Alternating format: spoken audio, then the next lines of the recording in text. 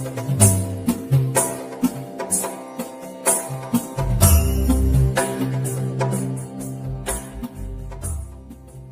माँ बगलामुखी, जय माँ पीताम्बरा।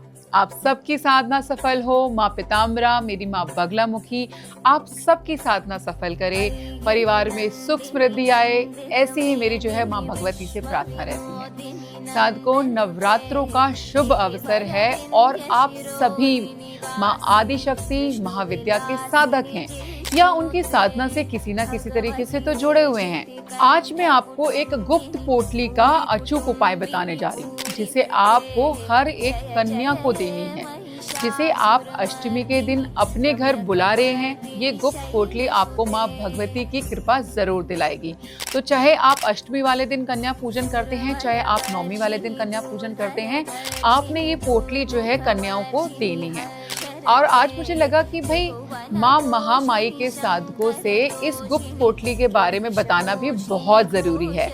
इसके अलावा मुझे आपको ये भी बताना था कि अगर आप नारी शक्ति का सम्मान नहीं करते, उन्हें अपने से कमतर समझते हैं, तो ये उपाय आपके लिए नहीं है। क्योंकि यकीन मानिए, अगर आप नारी को किसी भी तरीके से कष्ट दे रहे हैं, तो माँ आद्य शक्ति के किसी रूप की कृपा आप तक नहीं पहुंच पाएगी। माँ लक्ष्मी की कृपा तो सबसे पहले रूठेगी। तो क्या सिर्फ एक दिन यानी अष्टमी के दिन कन्या पूजन करने से सब ठीक हो जाएगा? तो मैं आपको आज कह रही हूँ कि एक दिन से नहीं होगा।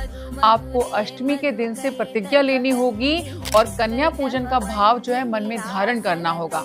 फॉर्मेलिटी नहीं करनी है आपको यहाँ पे। आपको पता है बंगाल में कन्या पूजन की प्रथा नहीं है, यानी कि बंगाल में जो है कन्या पूजन का विधान ही नहीं है। लेकिन आप देखिए वहाँ नारी का, कन्याओं का कितना सम्मान है। वहाँ तो कोई जो है औपचारिकता है ही नहीं, लेकिन फिर भी सभी माँ दुर्गा, माँ काली, आदिशक्ति की साधना से जो है वो जुड़े हुए हैं और वो हर स्त्री, हर नारी में शक्ति का रूप देखते हैं।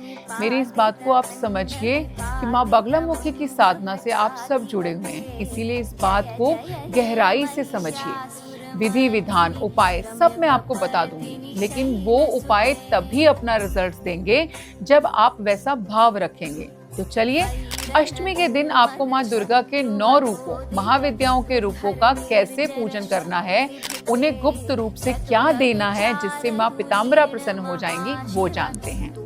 साधकों, नवरात्रि की अष्टमी तिथि इतनी शुभ है कि अगर आप इस विधि के रहस्य को एक बार जान गए, तो समझिए माँ बगलामुखी महाविद्या को प्रसन्न करने का मूल मंत्र भी जो है जान जाएंगे। अष्टमी तिथि पंचांग के अनुसार जया तिथि होती है। इस दिन जो भी उपाय करेंगे वो फलीभूत होकर ही रहेंगे। अष्टमी के दिन माँ बगलामुखी की उत्पत्ति भी हुई है ना, और इसी दिन माँ दुर्गा ने असुरों के साथ युद्ध में भी अपनी शक्ति का अद्भुत प्रदर्शन किया था।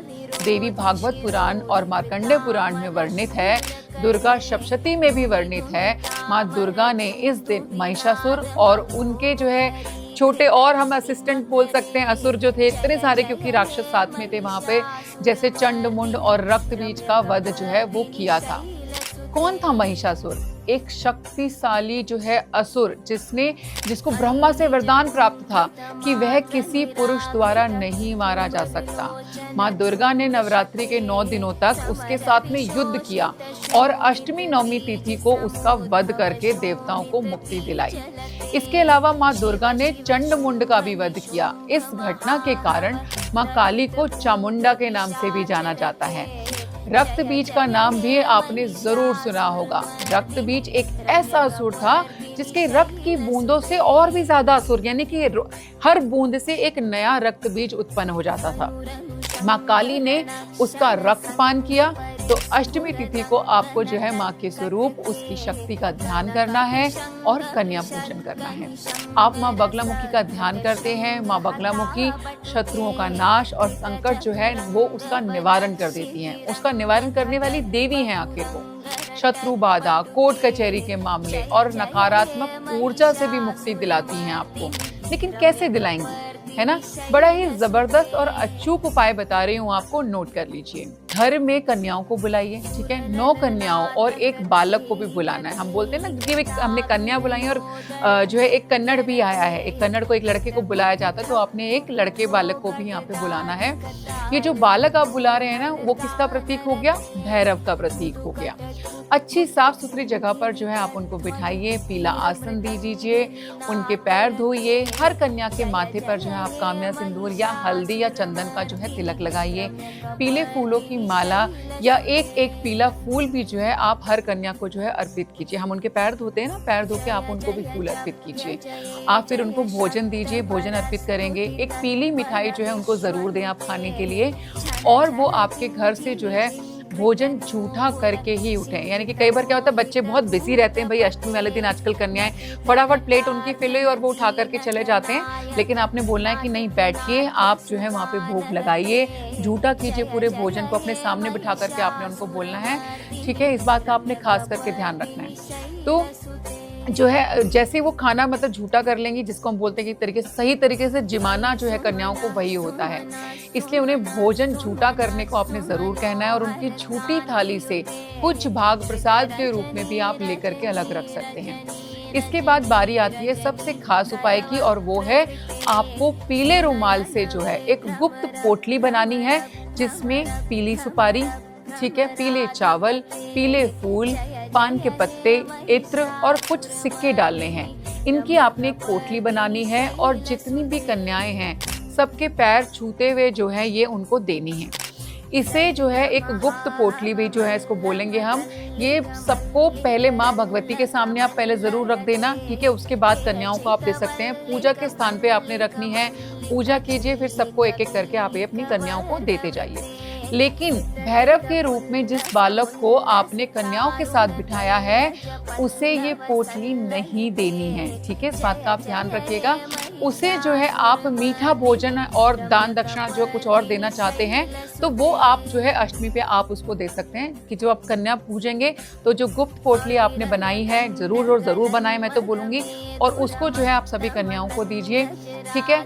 अष्टमी तिथि की शुभ तिथि और पीली पोटली का जो कॉम्बिनेशन है, ये आपके सभी शत्रुओं को शांत करेगा। जो काम आपके आजकल में टलने में लगे हुए थे, डिले हो रहे थे, वो काम होने शुरू हो जाएंगे।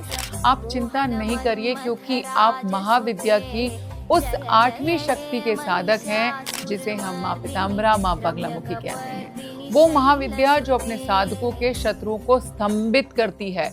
गुप्त नवरात्रि में माँ की साधना विशेष फल देती है, लेकिन उसकी विधि अलग है। आप कहेंगे तो हम इस पर भी जो है आपसे ज़रूर बात करेंगे, लेकिन वो फिर कभी, ठीक है। आप सबके ऊपर मेरी महामाई की कृपा बनी रहेगी हमेशा, क्योंकि मैं हमेशा आप लोगों के लिए प्रार्थना करती रहती हूँ। मैं हमेशा मेरी माई से कहती हूँ कि वो आप सभी लोगों को जो है सही मार्ग दिखाएं, सही रास्ते पे चलने की प्रेरणा दें, और जो है आपकी साधना में भी जो है गहराई जो है लेकर के आएँ। इसी प्रार्थना के साथ में आप मुझे आज्ञा दीजिए। आप अष्टमी वाले दिन ये पोटली ज़रूर बनाइए, और अपनी सभी कन्याओं को जो है ये आपने देनी है, ठीक है। याद रखना है, जो आपने लड़का बुलाया यानी कि जो भैरव का स्वरूप है, उसको पोटली नहीं देनी है। उसके बदले आप उसको कुछ मीठा, यानी कि स्पेसिफिकली बोलूँगी चॉकलेट भी देना चाहते हो, कोई मीठा भोजन देना चाहते हो, तो वो आप उसको दान कर सकते हो अलग से, उसको पोटली आप नहीं देंगे। ये उपाय आप ज़रूर जो है अष्टमी पे करिएगा। जो लोग अष्टमी पे उपाय नहीं कर सकते हैं, तो पोटलियाँ आप अष्टमी वाले दिन ही बना लीजिए, और नौमी वाले दिन जब आप कंजक बिठाएंगे, कन्या बिठाएंगे, तब अपनी सभी कन्याओं को आप ये पोटली दे सकते हैं। जय माँ बगलामुखी, जय माँ पीताम्बरा।